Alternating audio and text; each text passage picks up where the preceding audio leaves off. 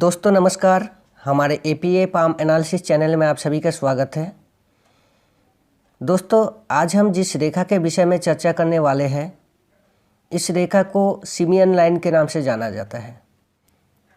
ये रेखा कैसा होता है, इसका प्रभाव क्या है, ऐसे व्यक्ति में कौन कौन सी विशेषताएं परेशानी देखने को मिलती है, ये सारी बातें इस वीडियो में आगे चर्चा करने वाले हैं।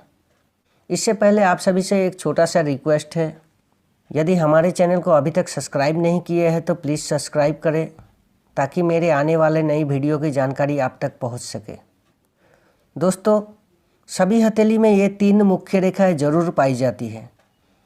ये जीवन रेखा, मस्तिष्क रेखा और हृदय रेखा। मगर कुछ गिने चुने व्यक्ति होते हैं, मेल फीमेल होते हैं, जिनके हथेली में ये जीवन रेखा तो होता है मगर ऊपर के 2 रेखाओं के बदले, यानी इस वाले और इस वाले रेखा के बदले सिर्फ एक रेखा दिखाई देती है। हस्तरेखा में ये 3 मुख्य रेखाओं का होना सबसे ज़रूरी होता है, जीवन, मस्तिष्क और हृदय। मगर इस कंडीशन में हृदय रेखा और मस्तिष्क रेखा के बदले सिर्फ एक रेखा दिखाई देती है, यानी इस प्रकार की एक ही रेखा मिलती है।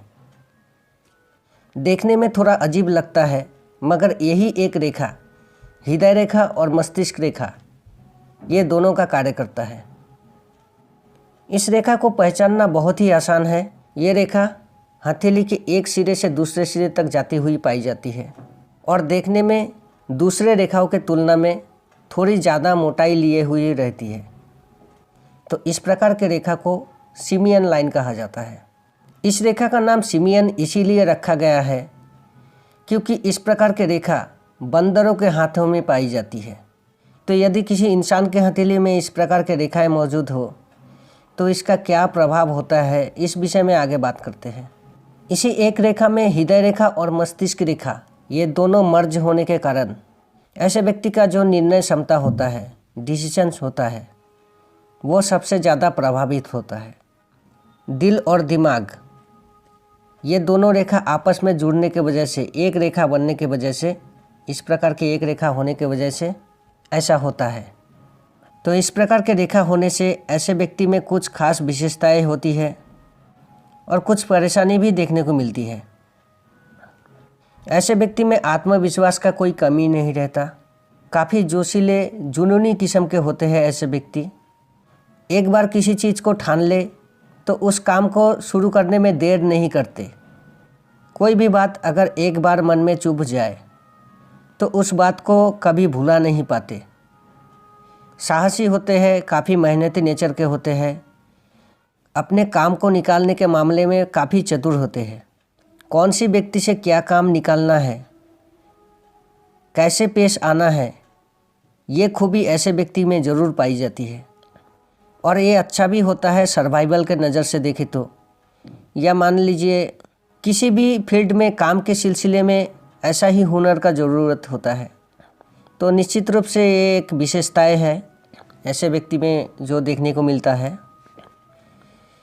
और ऐसे व्यक्ति के जीवन में बहुत सी चीज़ें औसत पाई जाती है।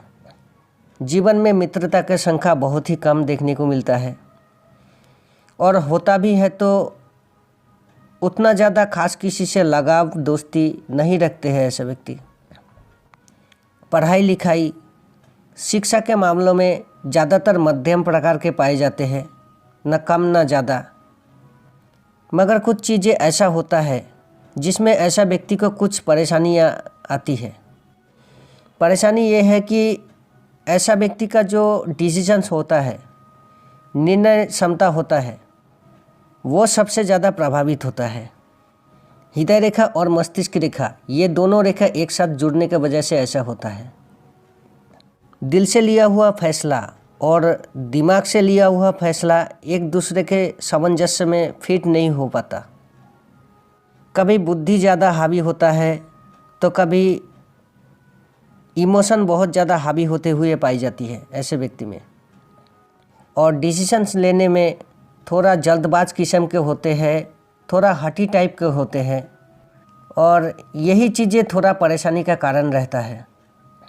ये ज़रूरी नहीं है कि दिल से लिया हुआ फैसला हर बार सही हो, और ये भी कहना संभव नहीं कि हर बार दिमाग से लिया हुआ गया फैसला सही साबित हो। तो अगर किसी के हथेली में इस प्रकार के रेखाएं मौजूद हो तो इस विषय में मेरा गाइडलाइन यही कहता है कि निर्णय लेने के विषय में थोड़ा सा सब्र रखें, करियर के मामलों में और सबसे ज़्यादा खास करके विवाह के मामलों में बहुत ही सोच समझ कर निर्णय लेना चाहिए। एक दूसरे को समझकर थोड़ा ज़्यादा समय निकालकर डिसीजन लेना ज़्यादा बेहतर होगा। तो निर्णय कभी कभार ओवर कॉन्फिडेंस के वजह से गलत डायरेक्शन के तरफ जाने का संभावनाएं रहती है। ऐसे स्थिति में थोड़ा सोच समझकर या उस विषय में जो जिसका ज़्यादा जानकार हो उनसे सलाह मशवरा लेकर इस प्रकार के गलती की संभावनाओं को दूर किया जा सकता है। तो दोस्तों यही कुछ बातें थी इस सिमियन लाइन के विषय में जो इस वीडियो के माध्यम से बताना चाहता था। दोस्तों वीडियो अच्छा लगे तो वीडियो को लाइक करें, शेयर करें और साथ ही साथ हमारे चैनल को भी सब्सक्राइब करें ताकि मेरे आने वाले नई वीडियो की जानकारी आप तक पहुंच सके। वीडियो को पूरा देखने के लिए बहुत बहुत धन्यवाद।